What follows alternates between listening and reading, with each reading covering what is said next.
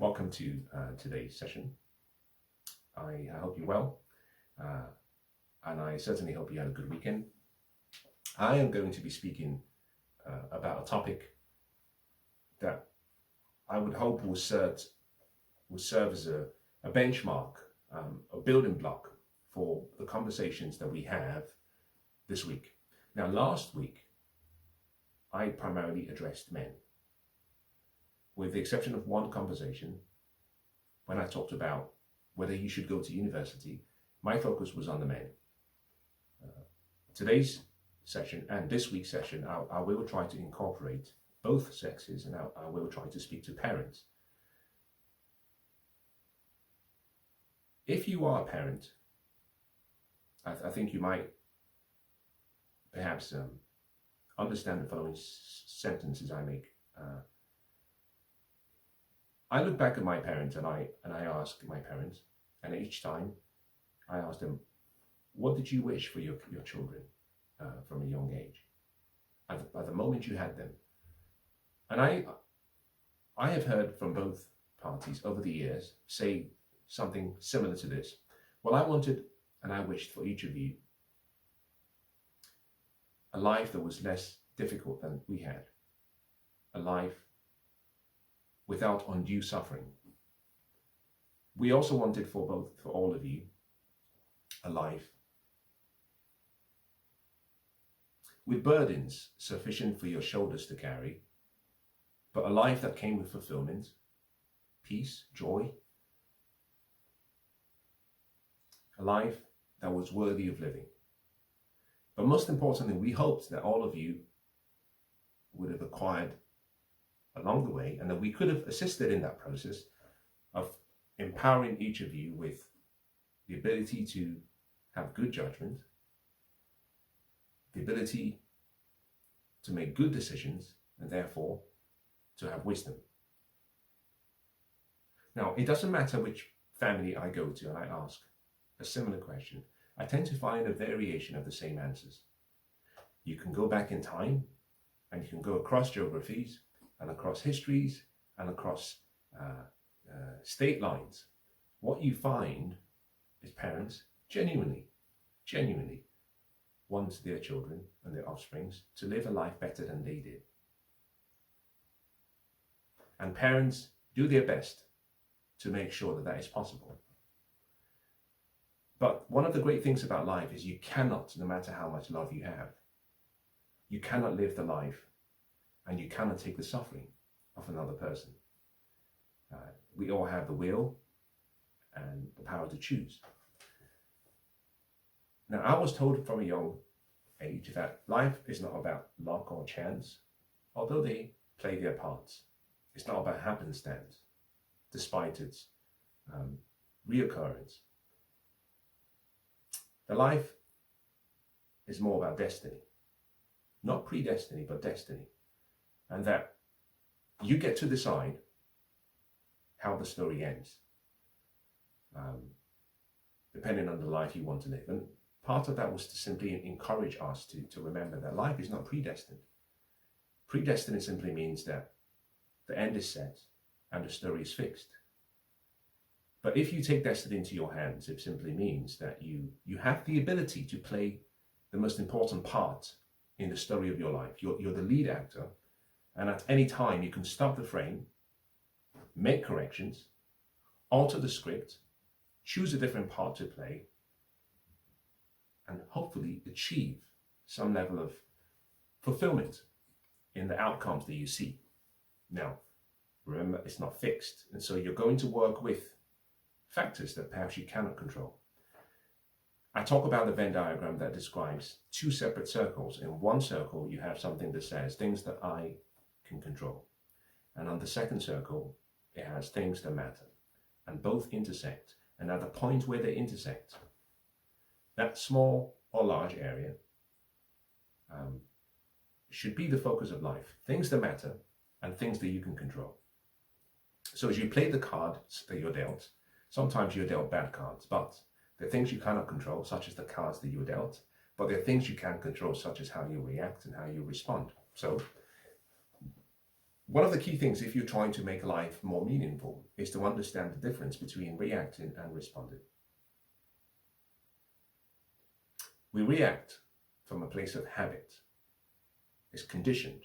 Sometimes it's emotional, sometimes we do not even think. Sometimes it's not logical. We respond from a place of thought and thinking. When you react, you're using a part of your subconscious mind that perhaps you don't even know the power it has over you. When you respond, you're using a part of your intellectual mind, specifically an intellectual faculty we call your reasoning faculty. You can take the information, you can process the information, and then you can decide what you say or what you do. If you respond, you are in control by virtue of the time you introduce into the process to think, to reflect, to see the perspectives, to use your intellectual faculties before you make a decision or take an action. If on the other hand you react rather than respond, most of the time the external stimuli is in control because you're reacting to something externally. So I found as I grew up and as I grew much older that one of the things we had to master was the ability to learn how to respond to life's events. So when I started teaching on this channel, I was aware of the fact that I would talk about things that are not necessarily mainstream. But I was comfortable with that primarily because during my journey I found that I could not find the answers to my problems in the mainstream. Sometimes you have to go off the beaten path. Sometimes you have to go via the path that is least traveled, the narrow path. And sometimes you find answers there. You also find answers on the path that is as wide as possible. But what you had to do was learn how to critically know how to deduct and induct as information came to you. It was all about the goal. I talk about Henry David Thoreau, and he said, if a person would advance confidently in the direction of their dreams and endeavor to live the life that they have imagined, that they will meet with success, unexpected, in uncommon hours. In other words, determine your true north, identify where you are, have a plan and start moving in that direction of your true north. You may not go via a route that others will follow. It may not be the shortest, but if you advance confidently in the direction of those dreams, someday, somehow, you will wake up and say, I did it. That's how life is. But here is the key part of the whole process. You need keys. Keys that unlock doors to make life enjoyable and more meaningful. So, today's session, therefore, I'm going to be talking about an idea that perhaps may be of value. Whether you are a man or a woman or a parent, I'd like you to consider this. Now, I'm going to speak as though I'm talking to the parents, but the children can gain as much knowledge by the process of inversion, just extract from what I'm sharing what is valuable. Now, let's go back to what my parents would have said. They would have said, listen, we want you to have a good life, whatever that is. And to make that journey begin, we start with Maslow's hierarchy of needs. If you were to look at Maslow's hierarchy of needs, what you see is that human beings, there are certain needs we have. In my words, I talk about it in a different way. I say there are some needs that are innate. We're born with those. There are some needs that are seasonal. They come and they go, or they come and they go with time. And there are needs that we have that we acquire as new tastes. We develop, we acquire those tastes, like a palate, a taste for alcohol, a taste for liquor, a taste for good food. We develop a taste. But Abraham Maslow talked about human needs, and he put those needs in a pyramid. At the bottom, we have what we call the physiological needs, basic needs, food, shelter, etc. The second level was safety. The third was what we called our need for belonging and love. The next was esteem, and at the top was self-actualization.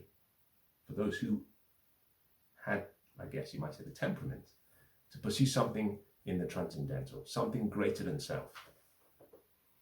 So in the West, and when I say the West in most of my videos, I should make it clear that I'm primarily talking about part of what would have been considered the Anglosphere. Great Britain, or the United Kingdom, as we call it today, the United States, Canada, Australia, New Zealand. Those are parts of the Anglosphere in its original sense. In the West, what we had done is something unbelievable. Over a few centuries, we have solved the issue of the physiological needs and safety needs.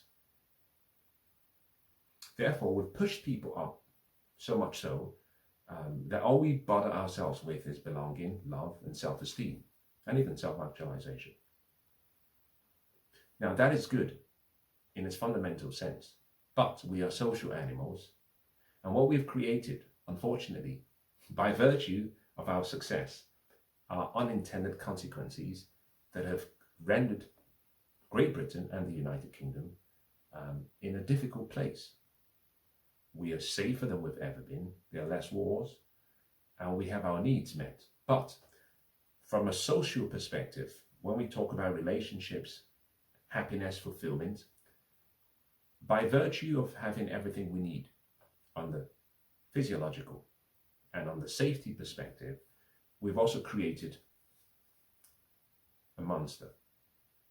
And so, when it comes to relationships, psychologists and sociologists will tell you that about 80% and more of our happiness in life and our fulfillment in life will come from the relationships we have, the ones we forge, the ones we nurture, and sometimes the ones we leave behind, or the ones that leave us. In any case, human beings, life is more about people than it is about things and accomplishments. But if you think about the physiological needs at the basis and the safety need at the basis, if those two needs are met, then what we do is we go from a state of being interdependent to being independent. There was a time when I needed you and you needed me, and we needed the person next door. But we've achieved so much in the West that we've forgotten the importance of the next person. So let me bring it full circle back to you and I. Intersexual dynamics is an important conversation, primarily because it deals with the individual and how they interact.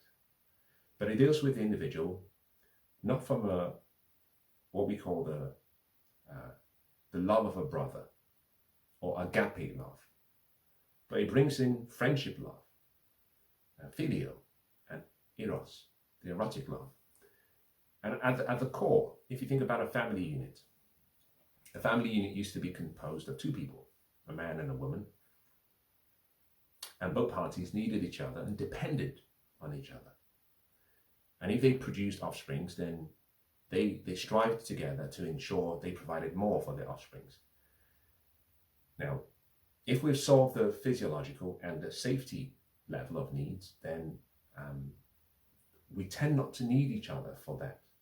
And what we've seen since the 1960s and even before the 1960s was a movement from a societal perspective, such that men were expected to fulfill certain needs and women were expected to fulfill certain needs.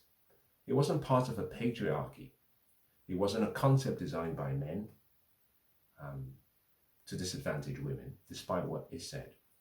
It was primarily driven by Abraham Maslow's hierarchy of needs, the need for safety. We worked together because we needed to. Life was hard, very hard. On a physiological level, we needed both parties to work together. On the safety level, we also needed both parties to work together. And so a lot of our duties were designed around those two basic things. The idea of love and self-esteem and happiness and was the icing on the cake. Now, let me explain this in a different way, in a way that perhaps may be relevant to how you perceive or accept or reject what you hear. Human beings, at a very basic level, we are still animals. We may be intelligent animals, but we are still animals. And one of the best ways to understand how life should work, not will work, but should work, is to observe our distant cousins and how they live. Yes, there are biological innate aspects of who we are, and there are sociological aspects of who we are. But as we've moved away from the need for our sociological appetite and safety appetite, because we already have those, we've moved far away from our core, you might say, Homo sapien characteristics. So much so that some of the things we talk about these days, they defy belief. In any case, I'll go back to what I started today's session with. I was having a conversation with, and this is where perhaps today's session might be relevant. I was having a conversation with a friend and a loved ones, and I said, if I were to go back to my parents and I asked them today, what did you want for us? Like I started today's session, they would explain what they really wanted for us, for their children. And I said, across this conversation, if I were to ask you, each and every one of you, those of you who have kids and those who do not, what would you wish for your kids? I found the same answers from people from different generations with perhaps more than half a century difference in age between, never met each other before, they never met my parents, but they were saying the same thing. And so I thought perhaps in today's session I should share something that might be useful. I talk about tenets, both for men and for women. And so let me address females now. 18 to 22 is a period in your life that is very, very foundational. And I give you different groups of how to think about those foundational years. I do the same thing for men, but let me speak to the ladies so you can understand how significant this is. 18 to 22 is 5 years. 23 to 27 is 5 years. 28 to 32 is 5 years. 32 to 35 is 3 years. From 36 to 40 is 5 years. 40 and above, we put that in a separate category. Now, if 80% of our happiness will come from relationships, but most importantly, the intimate relationships we have, one of the questions we have to answer is, okay, how do we maximize the limited time we have been given and invest that time in such a way that we also maximize our fulfillment and our happiness and our longevity, and we pass on the great inheritances that we have been given. This is where the double standards in life start to come in.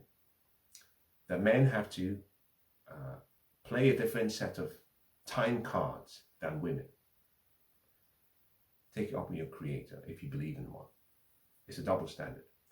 It simply means that men can delay certain decisions and play with time longer than women can. It's a biological truism. Women have to get the early decisions with regards to aspects of their life and their nature that are fundamental, that cannot be socialized away. But those decisions have to be made quite early. Men can delay. Men cannot delay in perpetuity, but we can delay slightly. The aspect of reproduction and forming a family is one that in the West is frowned upon for some reason. But in any case, I will discuss this in today's session. I explained that from 18, you are technically an adult, you're emancipated. This is perhaps a difficult conversation, but hear me out and recognize this is given in good faith. Beauty generally lasts about 12 years. A female's beauty is maintained for about 12 years. After 12 years, there's a steep decline in beauty. From the buyer's perspective, if I should use that word, because this might make it more meaningful and easy to understand. A man and a woman stands next to each other. What we want as men are usually quite different to what women want from men. So we see from our perspective, a woman sees from her perspective. Men are generally visual. Several polls have been done. This is not an opinion, it's based on data. Men from 18 years to 65 have been polled across parts of the Anglosphere, but in the UK specifically, and asked, what do you find the most beautiful in age range? 18 to 23 has been the number. 22 to 23 has been really where you might say the most percentage falls in. Generally speaking, that's what men find the most attractive, age-wise. And there's so many reasons connected to this: purity, fertility, chastity, etc. The Virgin's Prize was something that had a lot of meaning because of the whole thing about youth and beauty. I am not like I used to be in my early teens and certainly in my 20s. Gravity starts to do its thing. I'm losing my hair. I'm getting older. I'm losing my radiance. Crow's feet, turtleneck. It all comes in. That's just life. We're dying. And that shouldn't be a concept that should scare you. You should embrace it. You should age gracefully. A woman, therefore, has the most of what she has as a lady, the younger she is. In many ways, it's the same as saying nature gifts you everything you need to maximize the possibility of having a life that has some level of fulfillment. All of that is given to you like a deposit in an account. Your responsibility is then to invest it carefully so that you do not waste or drain your inheritance, your youth, your beauty, your fertility, your chastity, and all of those. That is the core part of a woman's value. Now, that will vary across men and across men based on their age, and across men based on their age, their race, their ethnicity, and their disposition. But generally speaking, all things remaining equal.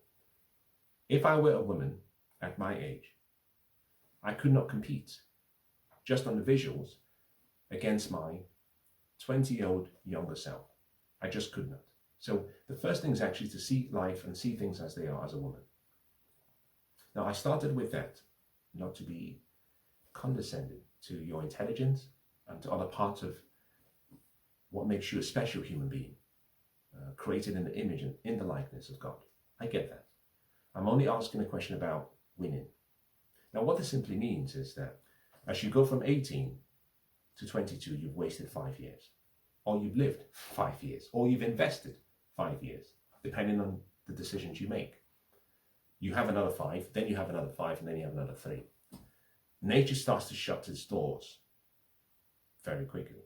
So much so that by 35, end of 35, you're in what we call high-risk pregnancy, if you have an intention to reproduce. So from 36, your OBGYN, your OBGYN will tell you, you are in high-risk pregnancy. It's no longer as safe for you, the mother, or for the child. Once you go past 40, the advice even increases. You're recommended and encouraged to be careful. Now, why did I start today's session as follows? Well, one of the reasons is that we have lied to each other in the West, in the Anglosphere, since the 1960s.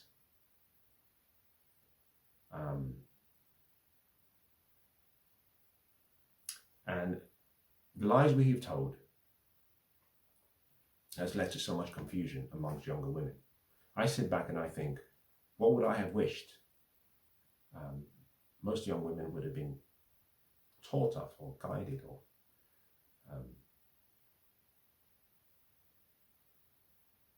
are provided with as they transition through life.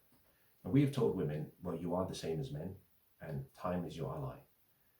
Unfortunately, in all instances, that may be true, but in a few areas it isn't true. So in my conversation with a loved one and friends, I said, and this is where I think so much can be learned. My father and my mother worked hard.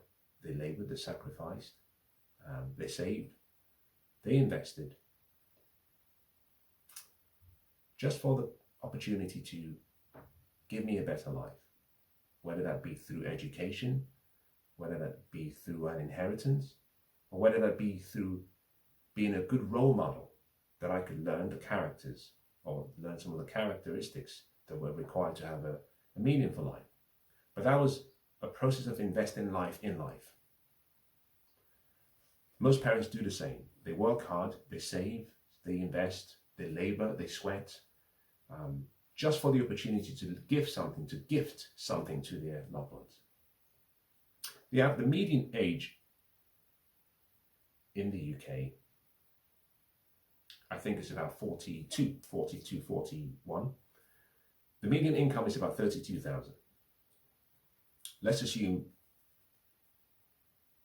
in this case, your median age is a man, and you earn the median income. Here is how you can make the lives of your children much more meaningful, especially the women. You make £32,000 a month gross. Let's say you take home roughly £26,000. So that's roughly just over £2,000 every month. If you can, I'd like you to take £50 every week, which would be £200 every month, which is 10%, and set that aside into an investment account in the UK or in the US. That could be a low-cost index fund. Let's use the United States, for example, because it's the largest public market. The S&P 500. And if you invested £200 every month or £50 per week across the whole year, and if you started that process before the child was born, but let's just assume you needed to wait. You had to wait until the child was actually conceived, first month, and you started investing. £200 a month, that would simply mean at the end of the year you would have invested in an investment account £2,400 every year. Over 20 years, that would be the same as investing £48,000. If you saved that money, it would be the same as £48,000. But if you invested it, assuming a 10% return over a 20-year period, that £48,000 will increase from 48,000 to roughly 248,000, roughly 250,000, $250,000. If you have a daughter, this is a recommendation, to provide a safety net so that she's able to make decisions that are not contradictory to what nature is asking for. By investing early for her, you can secure a long-term future where she knows that there is a safety net and a safety fund.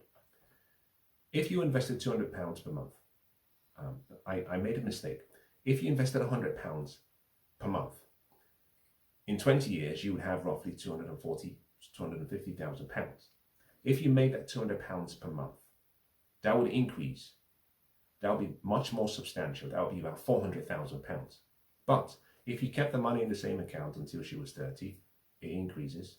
Here's what's fascinating, but also beautiful. If that money is left in the same account until she's 40, she would have about 1.56 million. At 40 years old, she has £1,500,000 plus.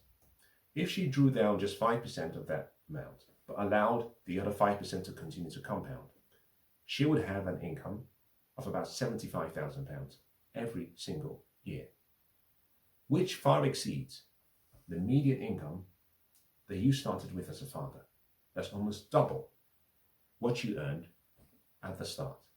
She wouldn't have to work a day in her lifetime, and the 1.56 million will continue to compound at 5% every year. By the time she retires, she'll be very wealthy. Now, why did I go through this process? Well, it's a simple one. Let's assume you were to follow the advice. £200 every month, £2,400 every year. compounded by 10%, and you left it there in the account for her. Certainly, by the time she turns 20, she's almost $250,000. By the time she turns 30, she's already roughly about £750,000. 3/4 in her way up to being a millionaire. But certainly by 40, she's a multimillionaire. And she remains a multimillionaire in perpetuity, if she's wise.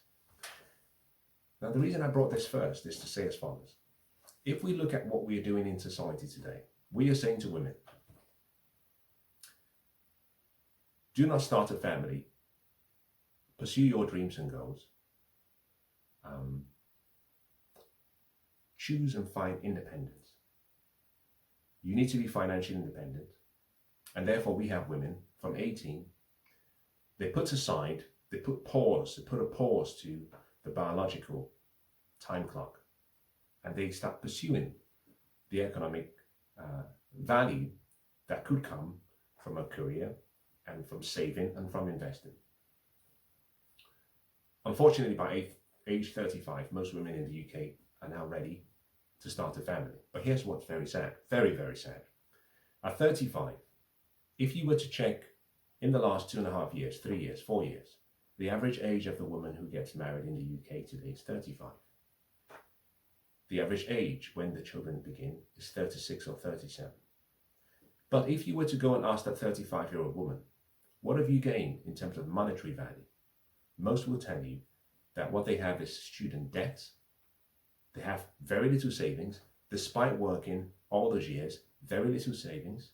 They have never invested for much of their life. And sadly, whilst they've acquired so much more wisdom, let me use better word, acquired much more education and have good careers or good jobs, they find they cannot find someone to work with and be with for the rest of their lives. Why? Because they waited too late. So in my conversations with friends, I simply say, no, just start early. Gift them the gift of femininity, the gift of not going against nature. Because if you said to a daughter, listen, don't worry too much about money, because you will be provided for. When you turn 30, there's £250,000 waiting for you in a fund. But when you get to 40, you're a multi-millionaire. Instead, focus on building those relationships that will make your life more meaningful. Money never gives you meaning. Money just exposes what you lack or what you have. Don't focus on money. Don't focus on a career, despite their intrinsic values. Focus on what will bring you the most happiness, which is family, loved ones, and people who will be there for you always. Now, I go back to how I started today's session, and I talked about different groups, 18 to 22, 5 years. That's education. Here is my advice in today's session. If you are a lady, or if you're a parent and your children are young, see if you can get them into the hard sciences, science, engineering, technology, math, nothing to do with arts or humanities, irrespective of what they would want to do in the future. What I'm doing here is I'm going to apply a process that I call inversion. Today, what people are doing, women are doing these days, young women are doing these days, is they start at 18 and they waste their prime years. They give their bodies away to men who are not deserving. They start jobs, they go into debt for jobs that pay them just enough to stop them from quitting, and not enough to guarantee their long-term financial goals. Nonetheless, women are sacrificing 18 to 35. 18 very, very important years. And those years should be the years where you sow the seeds of all of your happiness in the future. What is driving most women is the ideology of making money and earning money and being independent for the purpose of money. The love of money is the root of all evil. But if you could take away that love of money and simply say, there is security, baby, there is security. What would you like to do with your life, baby? Most young girls and young boys will choose a different pathway. They may even discover their purpose much more earlier. They might actually find meaning in relationships, recognizing that there is a safety net. And therefore you do not have to lead with your intellectual side, you can lead with your heart.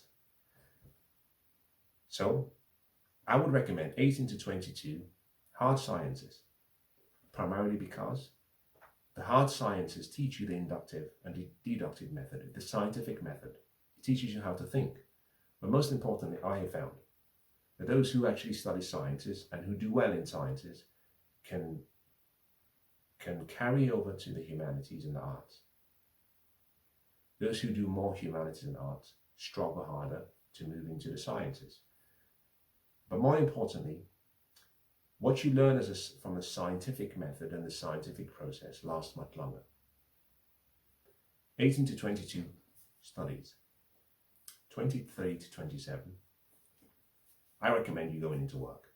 I do not recommend getting married before 22. My preference is not before 25.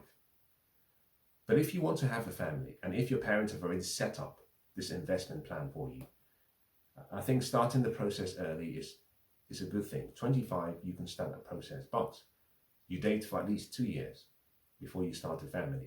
27 is really where I tend to prefer women begin the journey.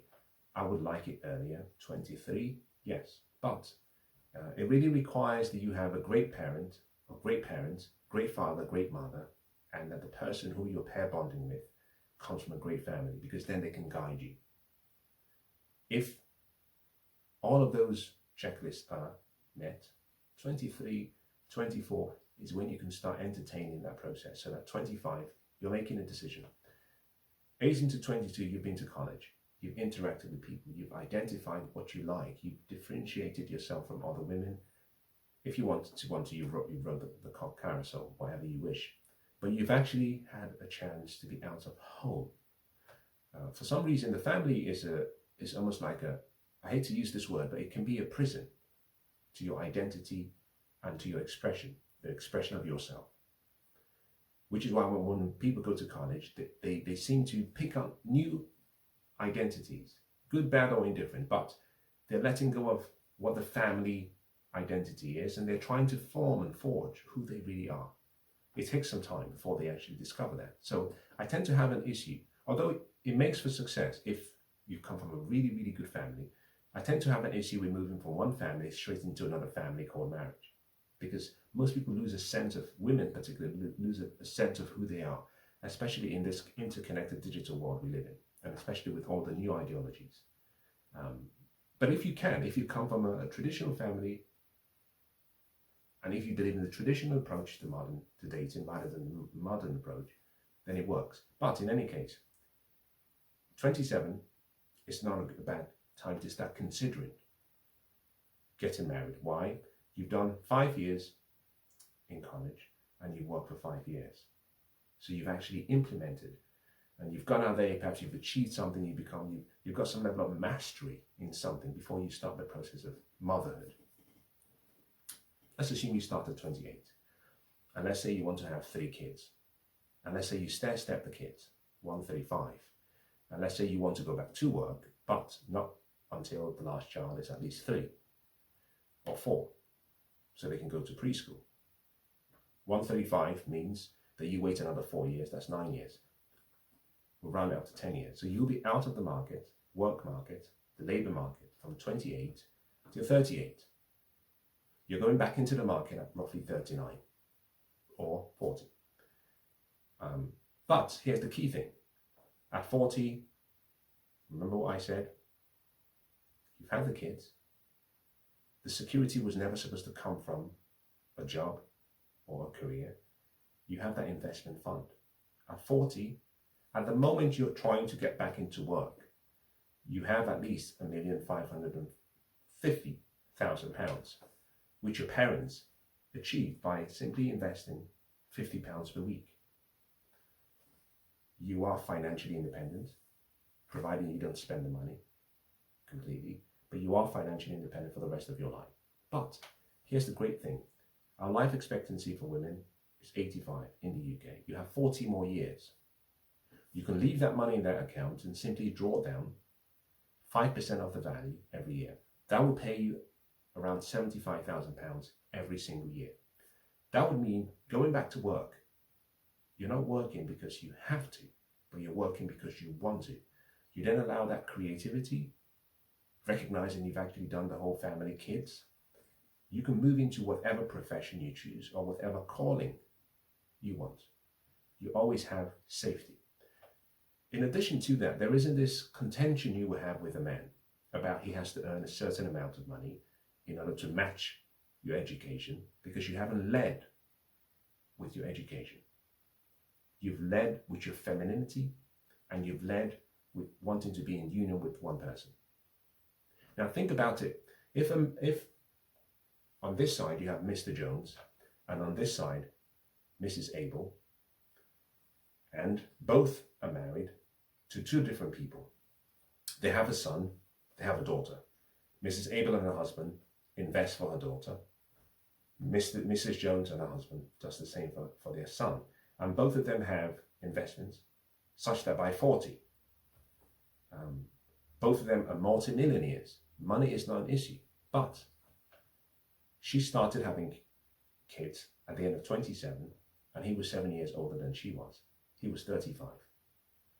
So what he has given, he's been afforded the opportunity similar to her, was 18 to 22, 5 years, college.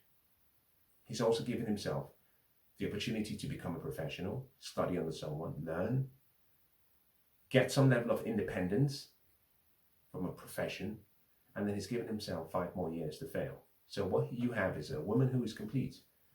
From a beauty perspective, from a fertility perspective, she has it all.